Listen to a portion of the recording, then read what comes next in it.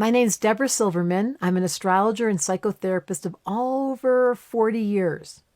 Can you imagine how much time has gone by? And here I am today to talk to you about the word that I love called initiations. So back in the 1920s and 30s, there's a woman, you've got to Google her, called Alice Bailey. Alice Bailey was available to channel about 19 books. They were all esoteric law about the evolution of the species. And her premise, she was a Gemini. She was a little blue-haired lady from England. She ended up moving to the United States. And when she was about 3 or 4 years old, she had the occurrence of a being came into her room all dressed up like a Tibetan, dressed in orange robes. And he introduced himself to her and said, "Would you be willing to write some books with me?" And she was so little. She said, "Of course." Fast forward, it was her Saturn return, about 30 years old. He reappeared to her. Now she's living in the United States. And he said, "Are you ready to write those books?" And she was terrified. She was scared the first time, but when you're young, we let those magical things be acceptable. As you're an adult, it was shocking. And her first response was, "No, I don't want to write with you." First, she just said yes. He said, "I'll come back in a week and check in with you again." He came back in a week and he said, "Just sit down at the typewriter, good old days, and I'm going to say some things to you through your mind, and you're going to write them." They call that channeling.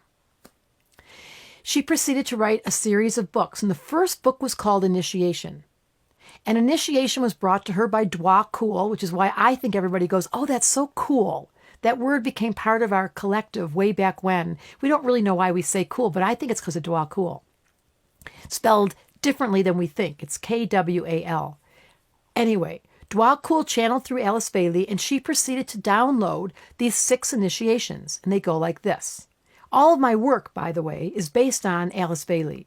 Her premise, before I go through the initiations, is there's 2 parts to everybody's psyche.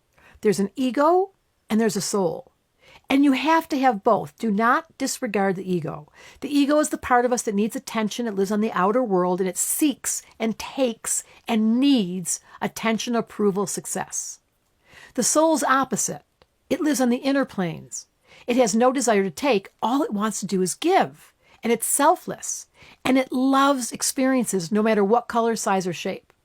The goal of the game is to get the soul and the personality to get married, and to work with 2 of them as if they were one.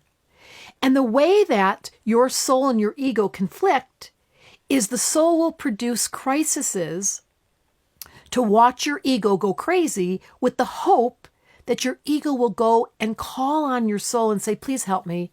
I'm on my knees. I'll do anything to stop the pain." So the soul uses pain to wake up your ego and enlighten you to the idea that maybe you're here for a reason beyond your ego's attachment and neediness and approval seeking and pretty and ugly and fat and thin and all that stuff. So the ultimate goal is for the soul and the ego or the personality to become one. And these are the ways it occurs. Every sign has a series of stories that appear in their lifetime that will stalk the ego to wake up.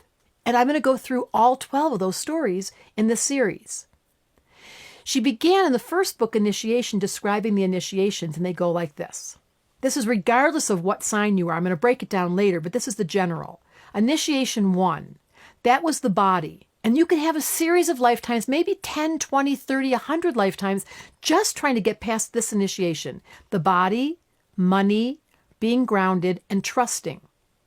So for all of you out there that don't trust, you don't feel like it's safe, you don't feel like you have enough money, you never can take care of your food, your body's always having stuff, that's a first degree initiate, not a good or bad thing. But until you master your respect for money, for the body, and to trust, you have a first degree initiate on your hands.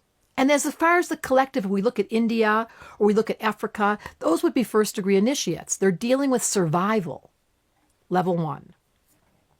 Level 2 is the emotional initiation. And Alice Bailey said that as far as our time on the planet right now, we are all in a second degree initiation. And what is that one? That's the emotional body. So at this point, you're fascinated with the new age, you love this astrology stuff, you're interested in chakras and regressions and past lives, and you play with tarot cards and medicine wheels, and you have a fascination with all woo-woo things. However, your emotional body does not know how to trust. So it's connected, the first and the second. The second degree initiation is the emotional body longing for feeling of safety but it's a feeling versus the actual security in the first degree initiation. So that's the people that are all attached to magic and woo, and they believe in all this, but they don't really believe in it because their ego's still insecure, still suffering, until the ego and the soul really do believe in magic. And you won't have evidence of that until your heart is open. The second degree initiates are here to deal with their emotional body and be open and trusting. The third degree initiate is the mind. This is the point where you've studied and studied, you've read all these books, you've gone to university, you're intellectual, you read books, you eat books, you go to school, you study, your mind is so starving. And the third degree initiate has to suffer because they begin to realize their mind is not the answer. And they drop their mind and they become an open vessel. That's what Alice Bailey did. She went and typed all these books and she didn't really know what she was writing. She was in total trust of letting Dwa Kul channel through her. So a third degree initiate reduces their mind as being the God to allowing the soul to speak through their mind and becoming a channel. The fourth degree initiation is not an easy one. Now we're really talking about being tested. So you've grounded, let's say you mastered the earth and you're doing good with money and you've got security, your emotional body's calm and steady, and your mind, the third degree initiate, is empty. The fourth degree initiation is called renunciation. This is where you get tested. Everything gets taken away from you. Your family, your home, your children, your husband, your partner, your health. You lose things in the fourth degree initiation to find out if you actually have faith. So some people have a whole lifetime where they keep losing everything. And by the way, these can be simultaneous. I think you're already thinking that. But I think I have the first and the fourth. That's possible. Now, once you pass the fourth degree initiation, which is the symbol of the Christ on a cross, having lost everything, everyone turns on him, and he keeps his heart open and still believes in God. That's a fourth degree initiate, very high. Then the fifth degree initiation is you become a teacher because you've gone through all of this and people trust you and your word is very powerful. That's a spiritual enlightened teacher. And then the sixth degree initiation, which I don't know many of them, are people that are working on this plane and the other plane. And so they have access to the intergalactic and they're working at a much higher level and they're called decision makers. So those are the 6 initiations. We're mostly going to be concerned with the first, second, and third as I go through the series. And that's how I wanted to begin saying to you, all of you are watching unconsciously your soul stalking your ego to see if it can wake you up in this lifetime. And that's what astrology is about. What is the specific way that your personality is going to get triggered? Well, I can tell by looking at your chart. And now you got to watch the rest of the series to figure out how are we going to get your attention. The question you're all going to be asking is, what do I listen to? Do I listen to my sun sign, my moon, or my rising sign?